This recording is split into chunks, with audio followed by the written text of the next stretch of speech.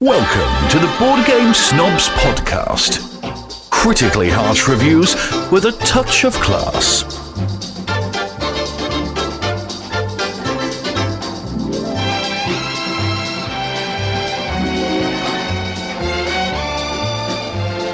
And go.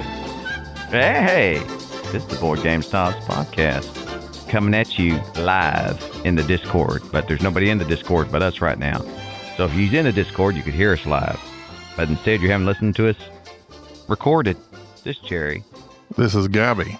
Greetings and salutations. I listened to the podcast episode that I was not on. I haven't been on several here. I'm returning because I've been working so hard. I'm here back at the Hampton Inn and Suites. We're having to do this remotely. By God, our next podcast is going to be with us together. We've got to figure that out because I can't do this over Discord. Man. Agreed. I absolutely hate it. I absolutely hate it. Really?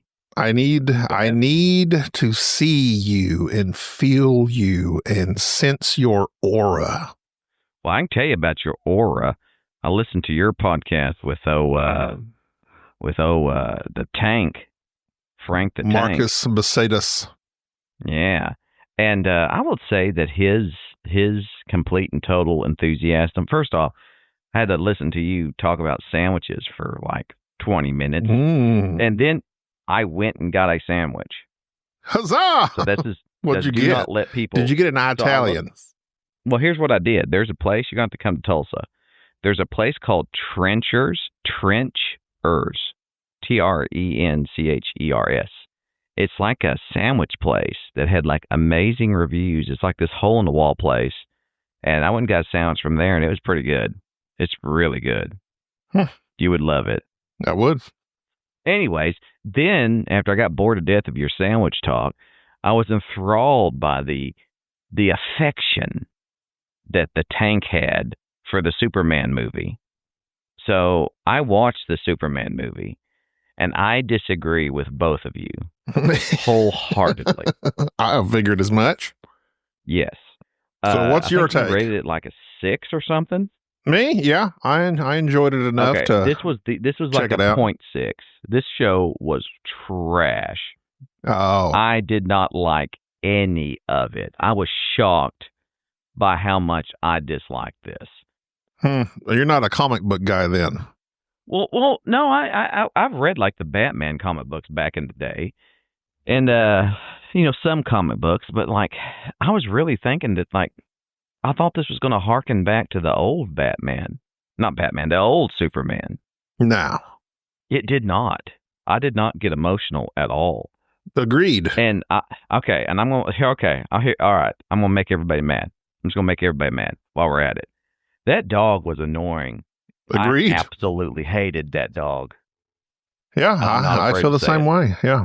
Hated that dog. It was a weak point in the film. It was like the Journey Home #Superman film. I don't know what the deal was with this dog. And Superman getting beat up, I'm fine with that. I'm fine with them trying to humanize him. But goodness gracious, he did nothing. That's what I said.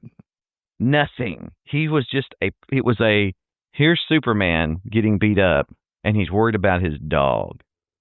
So far, you're agreeing completely with me.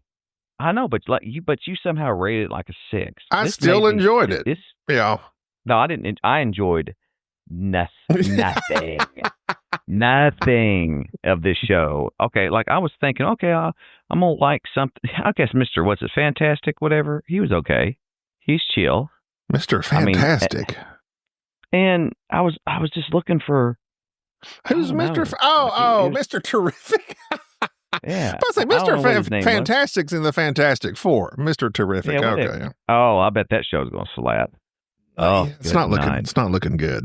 I mean, it awful. It looks pretty terrible. Awful. What is going on with people? What have they done to movie making here lately? What's the deal with movies? Done? I have a theory about what has happened to movies, and I'll have to tell it to you offline because if I told it to you now, you'd have to cut it. Okay. Because it's quite radical. And probably not something that you would feel comfortable posting. But if anybody runs into me in person, IRL, at either BGG or at the Dice Tower retreat in September, come up and ask me how I think what has caused movies to be ruined. But yeah, I mean, I agree with all your points. I just, like I said, I'm looking forward to the next one. I don't mind. It was completely stupid and silly and ridiculous, and I didn't feel anything for anybody, but I still was entertained. I can say that much. I did not like Lois. Much like... I did not like Batman. I didn't like Batman or Superman. Or I keep saying Batman. It's the Catwoman. Not the Catwoman. The Hawkwoman. Every time you Hawk Girl in the tank... Y'all kept saying Hawk Girl. I was literally texting you when I'm listening to the podcast going, are y'all calling her hot, H-O-T girl? That's really like sexist of y'all, both of y'all. Took me several listens to finally realize you're saying hawk. Hawk, as in Hawk Tua. Yeah, so basically she just goes around pawning all of her stuff. She's thrifty. Very poor. She makes very poor financial decisions. Hawk Girl. She's always going around with what are those called consignment clothing on? Consignment clothing. This is vintage. That screeching she did. Yeah, I didn't like that. I thought the screeching was. I mean, she's a hawk, so it's like she's supposed to scream like what but sound? You don't have. What's that's you've never seen hawks don't make that sound. They go scream. You never heard Batman making bat noise. He's running around like a bat. Whatever noise. Chirping. He just starts chirping. Yeah. I don't know. What sound do bats make? They make like a high-pitched sonar. I want to suck your blood. That's only bats Something I know. like that. Or Robin going around, tweet, tweet, whatever Robins do. Whoa. I mean, like I don't know. That whole show was rough. That was just a rough show. I have to cleanse my palate. What do you think of your favorite in it, though, Nicholas Hoult? He cheeses us up when he needs to, and I mean he did the best he could with what he had, but I mean, man, there just wasn't much to do. That was just a very one-dimensional character. He just hates Superman because Superman. that's his job. Yeah, that's his job. That's my job to hate you. And it really annoyed me, the whole calling out the numbers, the battleship thing that they were doing. B9. It's like, what is that? It was. Come on. Yeah. That was stupid. Yeah, I agree with. If A1 barbecue sauce doesn't come up with a commercial with that, a parody, they're missing the boat. I was not a fan, and it's made 400+ million worldwide as of this recording, the week of, let's see, when this comes out to be 22nd, 23rd, 24th. 24th, we're recording on Monday. May I ask, since I am indeed not a comic book person, who is Supergirl, like in terms of, like, where does her character come from? It's his cousin. And why does she have powers? How did she come from Krypton? She too is from Krypton. On her way, she was sent out the same time as Clark, but her ship, depending on which, iteration you watch, I can't remember if it got knocked off course or went down a wormhole or something, but basically she was sent to Earth at the same time he was, but because of something that happened to her ship, she showed up, but she was a fully grown teenager when she left Krypton. And he was a baby, but due to time stuff, he grew up on Earth by the time she lands and is still a teenager. So she's younger than him, but also at the same time older than him, that type of thing. Okay. Kara. All right. Kara, I don't know what they call her. Kara. I got you. Yeah, but I'm looking forward to that one too. I'm a sucker. I'll watch them all. Unless it's good, like I'm willing to get this. It comes out and the second one gets better reviews and all that. But yeah, I can't. I was not going to watch this show, but Mark and his love of it, not just his passion for it, and I thought, you know what, I best give this a try. And I'm glad that I did. because it was worth knowing how bad it really was. You should try Biblio snacks. He's very passionate about that. I have Biblios. I love Biblios. Oh, so not all of his opinions are bad. Not all of his opinions. I actually trust Mark's opinions. Very much so. How much did this harm though? He's probably the most reasonable of the tanks. The reasonable tank. He is a reasonable tank. Nothing. So in my solo, I talked about my blood work.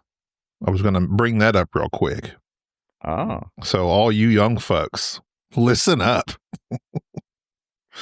So I went to the doctor after 2 years was the last time I got my blood work done. Mm-hmm. Because I'm drinking coffee right now instead of my usual favorite bourbon and or anything of the like. And should I be drinking coffee at 7:30 at night? Probably not. I'll pay for it later, but right now Gabi is okay with it. Anyway, so I go to the doctor and she takes my blood work, and basically I'm pre-diabetic. My A1C, which is some sort of level they measure your sugar at, is like 6.2. She's like, I want to put you on the same stuff that Dan's on. She named him personally, Monjaro. I said, all right, that's fine. I mean, it's all the go anyway. I'll lose some weight while I'm on it. And she was agreeable with that because she also looked at me and said, good God, you're big. I said, I understand. I agree. Put me on it. But unfortunately, the Monjaro being the name brand, you have to send it off, and insurance does its thing and denies it for me. Thank you, insurance. My A1C wasn't quite high enough. I'm not completely diabetic. They want me to become completely diabetic before I'm approved for this medicine, which apparently is 6.5 on the A1C. So anyway, I go the route of getting it compounded, and I don't even know if, apparently they don't even have that in England, according to Dan. I asked him, but that's just where they basically take the terzepatide, the generic version of it, and mix it in with a little bit of something else, in this case B12, and bibbity bobbity boo, here's your Monjaro underneath the table, I guess. I don't know. We know how to step on our drugs. And of course it's cheaper than if I was to get the actual Monjaro product, which would be thousands of dollars, but it's still several $100s per thing. So now instead of buying whiskey, my money is saving up to buy my round of shots every month. So I'm on the shot. I went through the first round. At the beginning dosage, did absolutely nothing for me. Felt zero difference. I was a little discouraged. But they're like, no, don't worry about it. It takes a while for some people. And I'm already kind of, like I told you before, I went to the dentist and they gave me the laughing gas at full capacity and I felt nothing. It doesn't work on me for whatever reason. Lucky me. I have to endure the pain.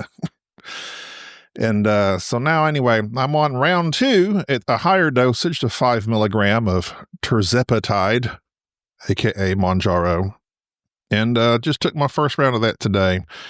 My God, I hope it takes effect sometime soon. It's 8 hours in, I still feel nothing, but I'm hanging with it. I'm not drinking. Going to go ahead and, I guess, adjust how I eat anyway, perhaps, which I should do. And try not to be a tremendously morbidly obese man. And my vitamin D was low too, which is to be expected because I stay in this room 24/7. But other than that, surprisingly, liver numbers in good shape. Well, that's good. I'm trying to. It doesn't say. What? Just create a channel. It should give you an option to select it. If you're having trouble, I will hang out in the welcome yourself room to answer anything when your recording is over if you need it. A. Woods is wanting us to create a channel type in our Discord labeled as forum. In that type of channel, when people post, it will basically make a thread. But anytime I go to create this, it won't let me pick forum. I wonder why that is. Well, we can address that later when we're not recording. Well, hey, I'm recording now. We're recording live, and people like to know what's going on. Well, Anyways, Uh, people are super excited for your blood. yeah. You know what? I've been drinking my coffee, and as I drink my coffee, I drink it with my one hand because that's how you should drink coffee. I saw somebody yesterday, and this has driven me insane since Friends, I think, started this. People that drink coffee holding it with both hands. That drives me crazy. And it's like, oh, you're so cozy. Or is it that big and heavy you can't hold it with one hand? Do you hold your cup of coffee with both hands as if it's warming your entire body? As you look out the window at the rainy Saturday morning, I don't get it. It drives me mad. It's like you're going for an aesthetic, and I don't like it. It's forced, and I don't like it. Just drink your coffee, and don't do it They're with two trying to hands. warm their hands. Oh, it's if you're drinking coffee with holding it with both hands. Maybe it's a heavy mug. I just asked ChatGPT, why would people do this? And that's the answers it gave. To warm your Apparently hands? Also. Yeah. Like they're not sitting there inside their air-conditioned home with full heat. Okay, all right. I'll allow it if you're out in the snow. I'll allow it. It's people that it's like the same people that curl up and sit Indian style in a regular chair that's not your couch. Yeah, don't appropriate my culture. Native American style. Thank you. What else would you call it? Well, here's what I don't Lotus. like. The way that you drink out of your coffee mug, period, because you have not learned how to drink from a cup. So I think those that don't know how to drink from a cup should not be berating those who hold it two-handed. I drink it with my lips. No, you suck it. You go, which is insane. Well, how else do I get it into my body? You tip the cup open. Like you can drink without slurping. Everybody should know this. I'm calling you out. I come from my dad's a slurper. His father before him. I come from a long line of slurpers. You come from a long line of slurpers, and I'm anti-slurping. That's like insane. There's no need to do that. It is offensive to those around you. It helps cool. It cools it before it touches my lips. No, it does nothing. It causes you to suck in air and be gassy. Just saying. So if I'll Lotus style, apparently that's what if you're to go to a yoga form, they call the Indian style sit. We used to call it Indian style. Perhaps that's offensive now. Lotus style. I'm offended. I wish you'd stop calling it that. Native American style. Loaded style. Unless they're not talking about Native American. Maybe they're talking about across the ocean, India. Could be. I don't think they sit that way. Why is it called Indian style? I don't know. Maybe I'm looking it up, ChatGPT. Why is it called? Speaking of coffee. So then I was wondering, do you know where coffee originates? Arabic. Close. Most popular legend attributes the discovery to an Ethiopian goat herder named Kaldi. According to the legend, Kaldi noticed his goats becoming unusually energetic after eating berries from a certain tree. He then tried the berries himself and experienced a similar burst of energy. This legend is widely accepted as the origin story of coffee, though the exact details remain speculative. So, by berries, I mean, I guess we're talking about the coffee bean. I guess the bean is a berry.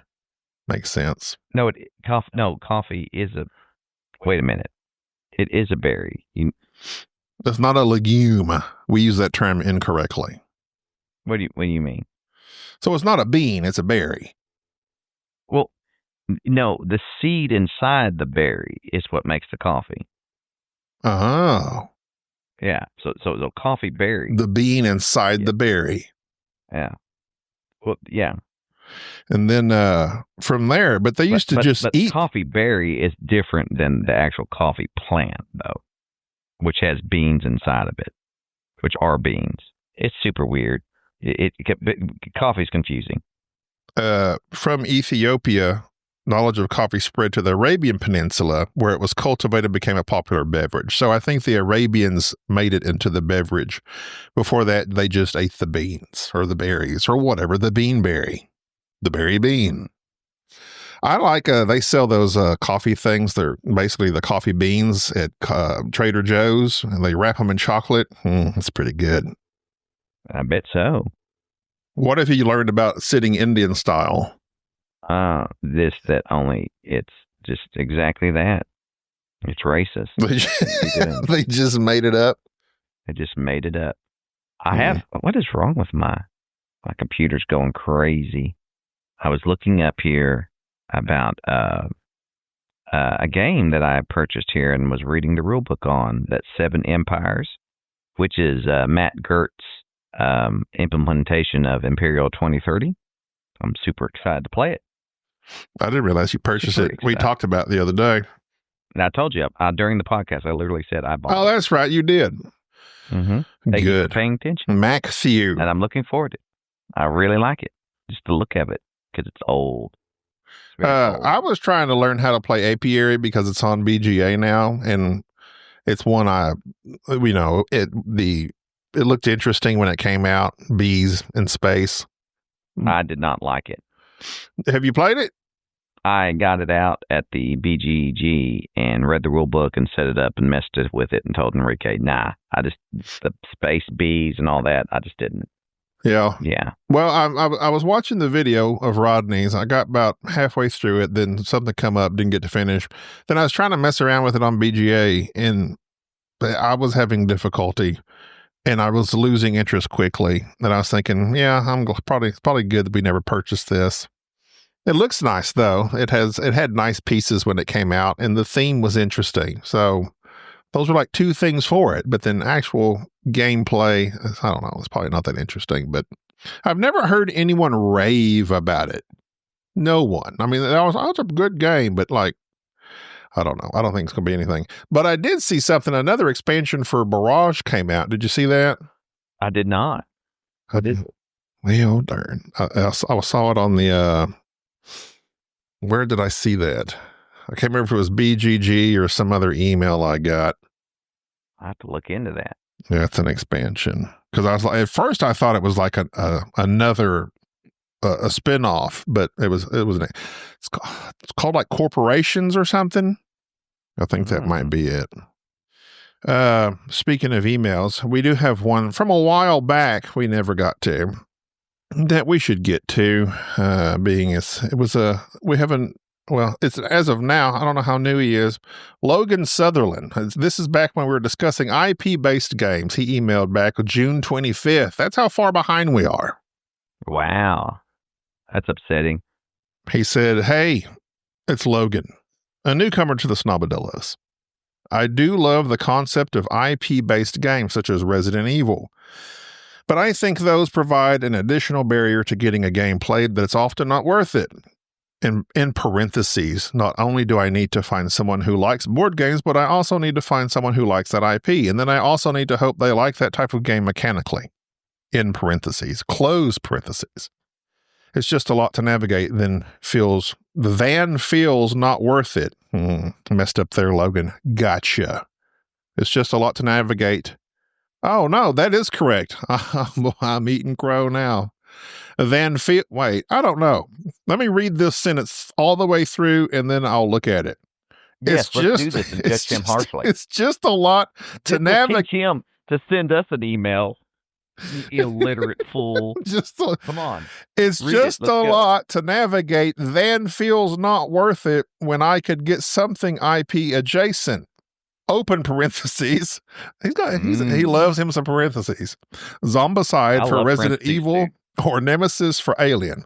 So instead of playing those, he's saying Zombicide for Resident Evil, Nemesis for Alien. Close parentheses. That is welcoming both to fans of the based. Wow, Logan, this is tough. Okay, I'm going to leave out the parentheses quotes altogether and just read this as a sentence without the parentheses. Here we go. From the top. We haven't been recording this whole time anyway. I'll start now. It's just a lot to navigate, then feels not worth it when I could get something IP adjacent that is welcoming both to fans of the based upon IP, but it's not connected enough to alienate non-fans. I do think some IPs are pretty universally accepted, though, that even if you aren't a fan of those, you are generally okay with the IP. More parentheses to trudge through here. Open parentheses. Some examples are Marvel, Star Wars, and Lord of the Rings. Close parentheses. Thanks again for reading my ramblings, and I appreciate your guys' content so far! Exclamation point. Now, see, I take umbrage with that last 2 words. You didn't read the PS. He says, also, I am dyslexic and have difficulty writing. So please forgive any spelling errors or misrepresentations I make in this email. I do not see that. PPS, I am 11 years old. Your friend. I cannot believe you've been making fun of this poor disabled person, Gobby. How dare you? I don't know what school he goes to. They need to do some more teaching. Well, first off, I'll have it. First off, please don't let Gobby's mockery of your email deter you from sending email. No, we love emails. We love receiving emails. I love emails. We need your emails, actually. I enjoy it. Did you enjoy Superman? Let us know. No, I don't know. Do not let us know.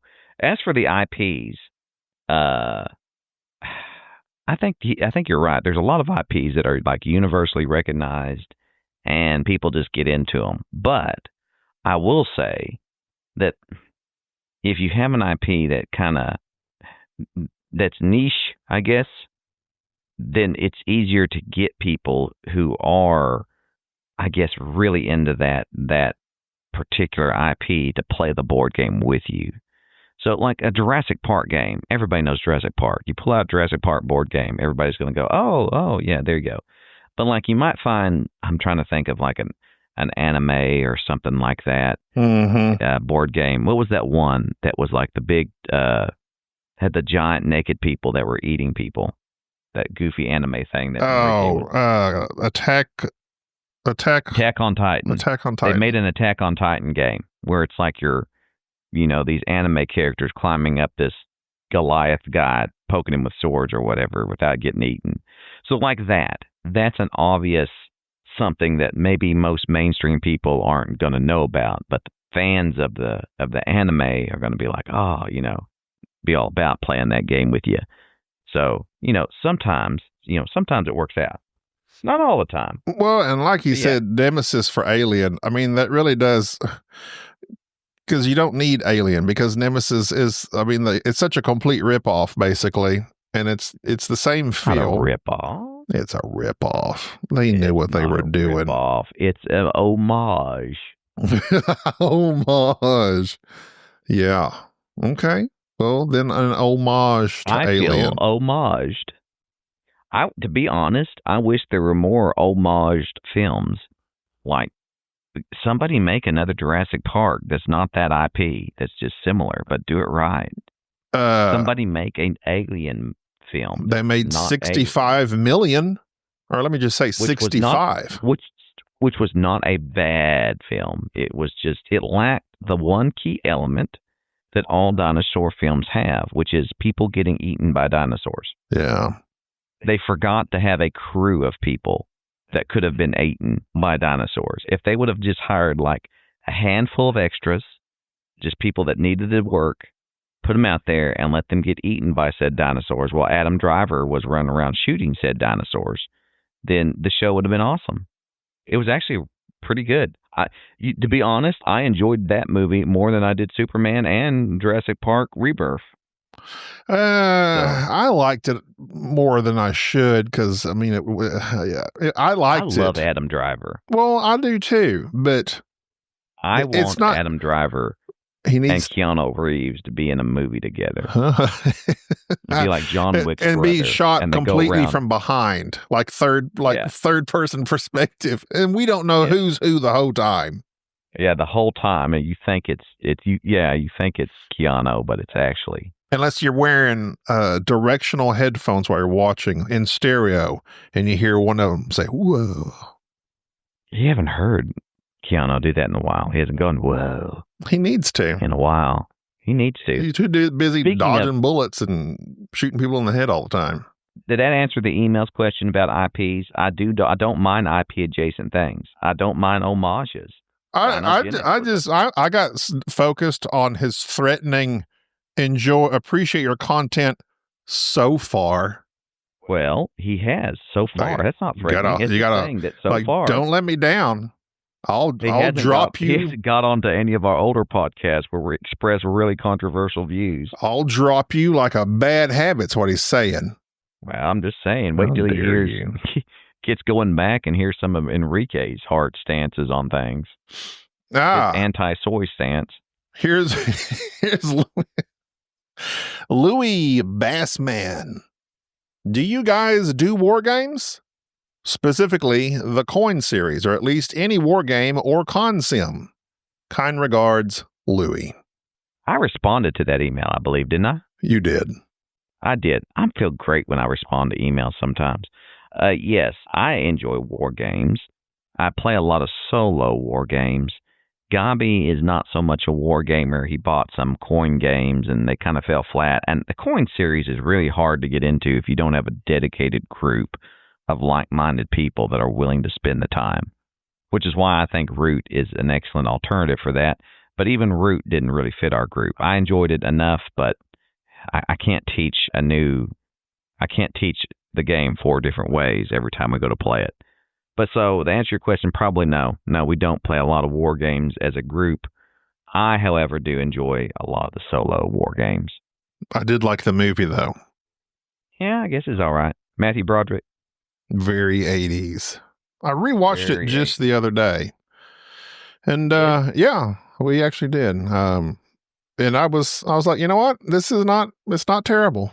It's not terrible for a very, very, very, very, very old dated movie dealing with computers and the internet. I was shocked though. I was like, I mean, that's the 80s and he's like, dialing in and breaking things over the phone. And I was like, good Lord, I didn't realize that had been around that early on. Like I only became associated with the internet probably about 1996 when I graduated high school. I don't even know then. No, 95 I graduated.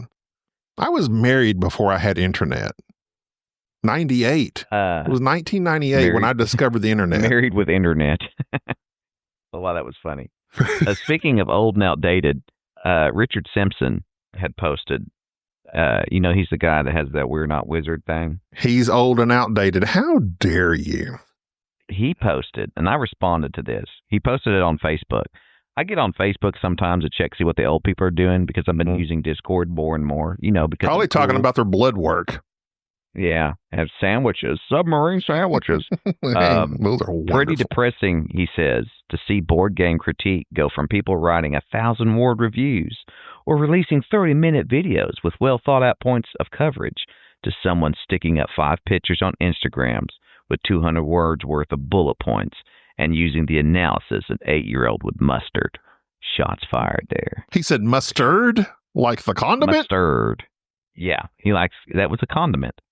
So that was Richard with the condiments on Facebook. I'm going to condiment on his condiment. I responded to that because I actually gave this some thought later.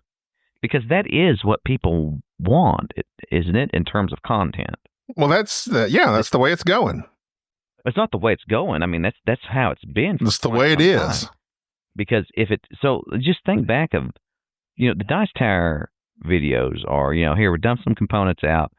All right, now here it is set up. We move the parts around. We give you an idea of how it works, and then the person gives you your thoughts. And they typically keep it, the YouTube 10 minutes. That's the gold standard. YouTube video 10 minutes. That's where you get monetized. And really 10 minutes. That's about 10-15 minutes. That's all the attention span you're going to get.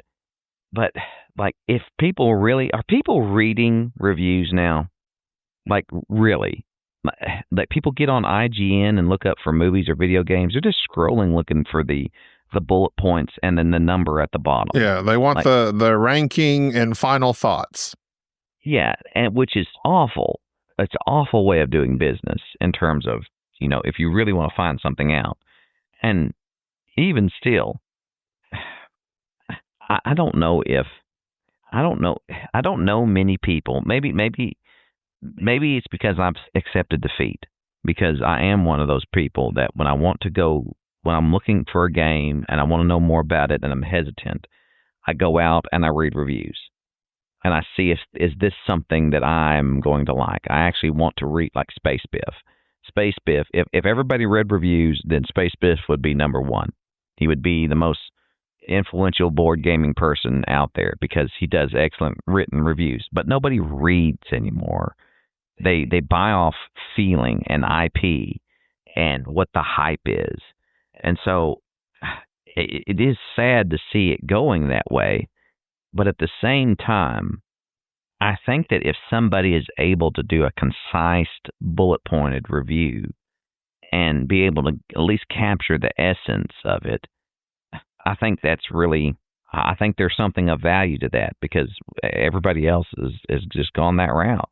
Like, you're just not going to have that many people willing to read a review. No, I mean, there's always going to be a contingent, whether it's the people that are of that age when that was a thing, or the hipsters that take up something that was once old and try to make it new again. And, oh, no, I only read my reviews. I'm not saying just reading it. No, you're missing the point. It's not just reading. It's Instagram short story reviews in comparison to, like, Space Biff. Right. Well, yeah, So I it's not know, like- but I mean, I'm talking about somebody's going to read. They're going to the reader that is willing to read something of some length and width, like Space Biff writes, and not just a Instagram or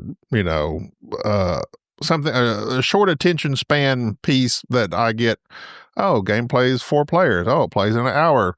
They gave it a 7 out of 10. They said it was this mechanically. If you like that mechanic, check it out. Boom, you're done. That's what almost every review is now. But like the Space Biffs and the war, and I don't know. See, Richard writes this because he too. I don't know if he still does it because it's been a while since I've checked it out. But he was once a writer of reviews on we'renotwerewolves.com, and he Wizards. And he used to write some pretty lengthy reviews. But what we've mentioned before is Space Biff will not just write about the obvious things of the game, but how the game makes you feel when you play it. What is it doing? What is it trying to do? How does it affect your conscience, your values, your morals? And he dives deep into it. And a lot of people just don't really care to think that deeply about a game. They just want to know, well, is it fun? Okay, I'll check it out. I probably lean more towards the latter myself. I don't know how you define fun for people. I think that's why the long form review is where you discover that. That's why you have to read long form reviews other than just going off of somebody else's opinion on it. Yeah, and it doesn't. And it does not. The thing is, no matter what form a review takes, I can sit here and watch 2 people play a game and look at their reactions and see if they're having fun with it or not. And then purchase that game saying, I watched Dice Tower play it live on TV and boy, it looks like they had a blast. And then I could get it and it just falls completely flat for other reasons. It just didn't hit with us. Our group didn't like it. The group dynamic was completely different, etc. So the reviews are kind of like, that's why I find, this is all leading me, everything I say, I think of a reason that's wrong. I was thinking of the Rotten Tomatoes style site that is not a conglomeration, whatever that is. What do they call that? When all you an aggregate of all these reviews. Okay, so you're not going to get the fine details of why this is above average game, but you'll know that the vast majority of people find it to do so. So the odds are maybe I will too. That's what that might accomplish. But then you still run into your Supermans where it's got 80-something% on Rotten Tomatoes. You hated it. I mean, it's the age-old problem with reviews. Basically, and I think you respond, I saw your response. I read it in private. And you basically said, it kind of doesn't matter because people are going to play what they want to play anyway, or buy what they're going to buy. they can be influenced by people, that Tom Vassell influences people every day because people have a lot of respect for his opinion because he's played a bajillion games and knows what he's talking about. But something he enjoys, you may completely not for whatever reasons. But you're missing the point of having a reviewer, though. I feel like there's two different types of reviewers. There are, and I'll try to come up with an example. For instance, the Dice Tower is a great outlet for it because there's so many different people reviewing, and you can kind of find your guy or your gal that has recommended games that you have purchased and your tastes align with theirs. And so when they recommend something, they align with you. So that more than likely that is a game for which you're going to like because they like it and you've had a lot of hits with them. And then there's something more like along the lines of like Space Biff or somebody who writes and kind of describes the feel of the game that you're able to ascertain from their writings whether or not you will like the game or not. Like Space Biff rarely makes the point of saying he likes the game or he doesn't like it. He just kind of gives you the whole idea behind it. And from the reading, you're able to extrapolate that. Does that make sense? Yeah. There's that. However, like you said with the Dice Tower, like generally, out of all of them, I tend to agree with so-and-so the most. Mm-hmm. But even at that, so then from that point on, are you watching because you tend to agree with that person on their reviews? Well, okay, you can. But I find for myself, when I go to a reviewer like Space Biff, I've come across several games he has seemed to like. Again, he doesn't say exactly whether he does or not, but he leans very positive one way or the other on some things. And I've played that game and completely not enjoyed it. Felt completely different about it. So, and even with it was a party game. Oh, it was a party game. I purchased it, got rid of it, and played it one time. I'd have to go back because my brain can't think of things, but it was a party game. And okay, well, I want to irritate myself not knowing it, but anyway. But I think that may be what draw you into something initially. But then if you end up liking the personality behind the review, that's what makes people stick with something. So you have people that they might be looking for thoughts on a specific game, and they just scattershot their views and listens to search for this specific game to see what most people think about it. I might see what Dice Tower thinks about it. Then I might see what Rado thinks about it. Then I might see what No Pun Included thinks about it. And if they all tend to agree, okay, then that might influence me to go ahead and check this game out. But what makes me stick with somebody, and I know that, again, this isn't necessarily the point of long form written as opposed to these Instagram posts. But like people have told us, I found y'all when I was looking for a review on whatever, Lorenzo Il Magnifico, but I still listen even though I disagree with a lot of what y'all say, but we listen because we enjoy the podcast. Mm-hmm. I watch the Dice Tower. I like watching Mike and Tom and Z do their 3-round, their round table discourse. Not because I particularly like even Mike. His game, I don't agree with any of them really, but I enjoy watching them. No Pun Included gives very long, thoughtful detail. He's kind of like Space Biff to me. He goes deep into. I don't know where you're going with this. Are you saying you buy games because you like the reviewers? No, I'm saying the reviewers no longer influence me. I watch reviewers now because I simply have grown to like the personality behind the review. I don't really care about the review itself. Well, I think you're lying to yourself if you think that you're not influenced by. Well, perhaps influencers. Well, that's what I mean. Yeah. Well, I also think at this stage of my board gaming career, where I'm not buying hot and heavy like I once was, I really don't. And now I basically will ask you, my friend, who me and you have very similar thoughts on things. What do you think about this? There's something in this? Are you interested in this game? And you're like, yeah, I've been thinking about checking it out. That's what I go by more now than so-and-so influencer on YouTube. But I am an influencer. I am the influencer. You're very influential to me. There you go, to many people. And in a ways that there are people who listen to this podcast who don't go by our opinion on board games, but rather they go either the opposite direction because they know their taste don't align with ours. So, I mean, I think that's interesting to get back to the whole written review of it. I think that influencers as a whole, and I hate that term, but let's just basically they're advertisers. That's what it is. You advertise for a game, whether you're against it or you like it or you hate it. If you're talking about it, you're advertising for it to some degree.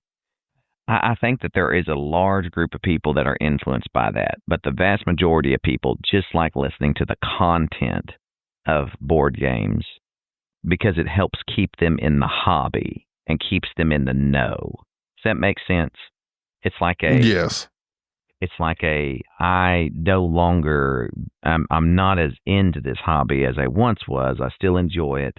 And I can't play a lot of board games sometimes, but I like listening to people talk about it because it connects me with that hobby still. Yeah. And I think it's a valuable thing. It's a valuable thing. I think that we give that to people. And I'm very proud of that. I just realized how proud I am of that. There you go. I'm proud of myself. I'm very proud of myself. Have you checked out Space Biff recently? I have. It's been a little while for me. He just recently did a review of the new anniversary edition of Barony, the Royal Edition. Huzzah. And yes, and it looks beautiful. And he goes on about it. And then after you kind of read and he talks about how it's, has that old feel, he does say that it's a thing that's not for him and that he misses he said it misses it doesn't have like the combat type thing that he likes, like the randomness sometimes of rolling a dice or flipping a card or something like that. But yeah, he talks about how tight it is. Yeah. And how, it's just an old school game. And yeah, I love Barony. I love Barony. So I mean, that would go into you're still into board gaming and the depths, not the depths, but I'm more the very surface level at this point. I will browse Dice Tower. I will watch their top 10s if it's a top 10 I'm interested in as like just, top 10 whatever games. If it's a mechanic I'm interested in, worker replacement, okay, I'll check that out just to see what they say, just because I like watching them. But as far as reviewers that I go by anymore, there isn't any. I just will see a game now if I like Andromeda's Edge pulled me in. We still haven't played it. I will play that someday. I still want to play it because it's a space game. It's the style. I played the Dwellings of Eldervale, but I love space. I love that style of game, and I really, really want to play it, even though it seemed terrible to get into, and we didn't. But after BGG, where we had that, and we podcasted about how we didn't even get into it because you read the terrible rule book, and we got frustrated and just put it back up. Then some of our friends from New Orleans area, the Bowers, they played it and liked it. Betsy really liked it. Tim liked it, and Chad, I think Chad liked it. Anyway, so and that's the scenario. It's like these are people I've played with. I know their style of gaming. I know they like what I like. They're more likely to influence me now than somebody else. But the only reason I wanted to purchase this game was because of space. The only reason I wanted to check out Apiary was because space bees. Yeah, see, theme doesn't sell me. I do like space games, but it has to be actual space. Like, the theme can't be space. You have to actually have mechanisms that are accompanied by that feeling of space. Does that make sense? Yeah. Like you don't have, just because they slap space on it, doesn't mean anything. I understand. I'm not getting fooled by scenes. That's my point. I got you. I don't. Nah. They everybody puts space on everything to make it seem like they've got it, and that's just not the case. Well, I need my space. You've got it. You're all alone. I'm not alone. People love me. What are you talking about? You're all alone in your room, your hotel room. No, I'm on Discord. I'm on social media. I'm influencing people as we speak. That's alone. That's not with people. Alone. Social Talking media. to A Woods right now. He's helped me fix the Discord. We're about to have our own little forum on our Discord. So I thought Discord was a forum. I don't understand. Oh, speaking of which, the old men over at Sporadically Bored finally get them a Discord. They hop on this train as it's been riding the rails for years and years and years because they had abandoned their Facebook group. It was wallowing in the mire that it once was. The cobwebs and dust were building up on their Facebook group. And they decided in their most recent episode, hey, what if we start a Discord? And they've had a bunch of people hop in. Maybe it'll rejuvenate Dan's enthusiasm for podcasting, and they'll put something out more than something biannually. But I predict, much like everything, Sir Daniel. Oh, and they have a rule of no hate speech unless it's against the board game snobs. Did you see that? I don't care. Bring the hate. Bring it. But anyway, so they started Discord, and I jumped in there because they're my friends. Oh, yeah, I'm not getting on their Discord. A bunch of old men that don't know how to use Discord. Oh, my prediction is Daniel will be all about it for at least a hot 6 months, and then he'll abandon that as well for the next whatever. You're not even on our Discord. You show up randomly. You are not all the time. All the time. All the time. I'm always on there doing stuff. Uh-huh, yeah. Well, you podcast on there more than anything else, that's for sure. I'm on it now. Well, yes, we are. That's how we're recording presently. Oh, well, speaking of which, I think we recorded enough unless you got something else. Oh, I did have something else. I'll save it for the next episode. What is it? No, it's extremely stupid. Give me a preview of it. It deals with farting. Okay, no, I can't. I'm not going to be able to handle that. It needs to be one that we're in the same room together. Oh, goodness. I want to see your face in the flesh. All right. Are you done? You got anything else? I'm done. Send us an email, please. Do we have I'll rules? read the next one. Did you just put the rules thing up? Yeah, I'm making some rules for our Discord. We got some rules now. No more of this chaos. No more chaos here. Moderator only. I got to figure out how to set this thing up. Yeah. What are the rules? Well, be sure to make me a moderator since I'm the one that's on here more than you. All right. All right. Well, that's going to do it for this episode of whatever this was. We discussed some things, and we didn't discuss others. How about that? Hey, you never know. Just think about all the things we did not discuss that we could discuss in the future. Titillating. Email us. I got figured out. You got something you want us to discuss? Please email us at boardgamesnobs@gmail.com. That is the best way for us to get it and remember it because I can flag it and there it is, shining bright, as opposed to getting lost. Now, the podcast topic questions, we've used that before too. No, we're using the new forum that I'm setting up on the Discord. Oh, okay. Well, join our Discord. Link in the show notes. Shout out to Luke Holt. He got married. That's correct. Lou Colt and Mrs. Colt. And no doubt they might have a little cult themselves. Who knows? Someday. And Andrew Woods, always very helpful. He's a good guy. A Woods in the Discord. And Logan, and you're new listening, how was this episode? Does it meet your standards so far? Sheesh. And calm down with the parentheses. No, I like parentheses. I also like the brackets. What do you call that? Brackets?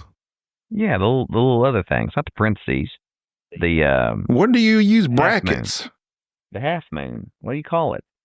Blanking on that's what I'm talking about. The parentheses? What's a half moon? You know what I'm talking about. The thing, if you're looking at your keyboard, number 9 and number 0. That's what I'm talking about. That's not parentheses. Have I been using parentheses incorrectly? No, that is parentheses. No. Yes, it is. Look it up. I just looked it up. Those are the parentheses, 9 and 0. I'm talking about, look to the thing that's next to the P. What is that? Oh, those are brackets. That top bracket's weird. It's got a spiky bracket. That's the spiky bracket. Yeah, what do you use a spiky bracket? I don't know. That's a fancy looking one.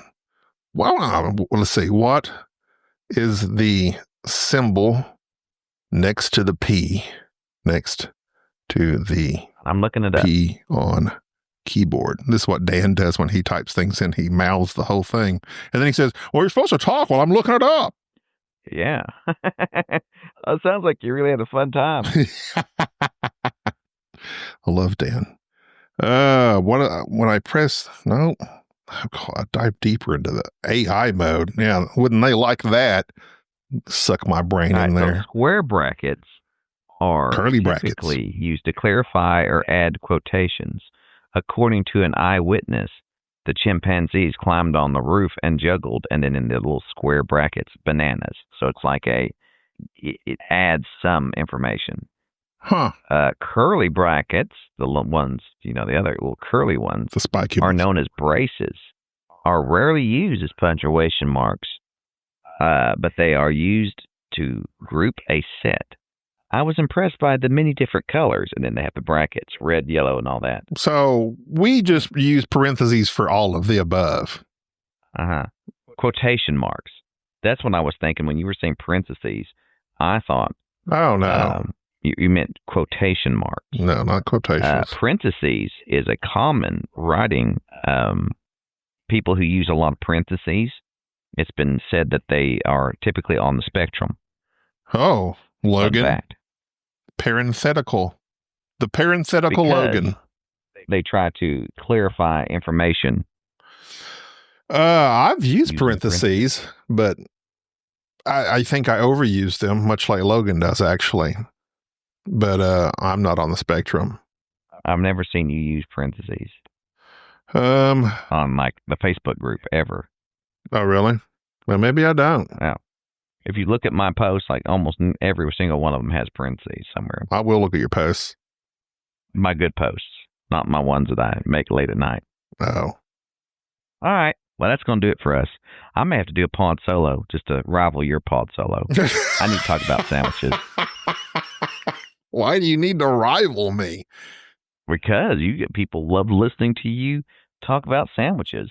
You got to just find something you're passionate about. For 20 minutes about sandwiches and gave zero insight into the love of sandwiches other than you just really like sandwiches. Well, 20 minutes. I told you. 20 minutes of rambling of sandwiches. And people start I love sandwiches too. That's what cracks me up. It's like, what's really good? Roast beef. I love roast beef. Now you're talking my language. Now you're talking. Oh, speaking of which, I did try. We were down in. We was over in Louisiana the other day, and I was like, I want to try a po' boy here. This is over in Shreveport. Got a po' boy from Po' Boy Express. I'm like, that's what I had with Chad, and I forget the name of that place. Was it the Bear? I don't know. But it was a very good roast beef po' boy, which people argue with me still. That's not a po' boy, it's shrimp, blah, blah, blah. Anyway, I'm getting sidetracking myself. I got a roast beef and gravy po' boy. It could not hold a candle. I mean, it was still okay.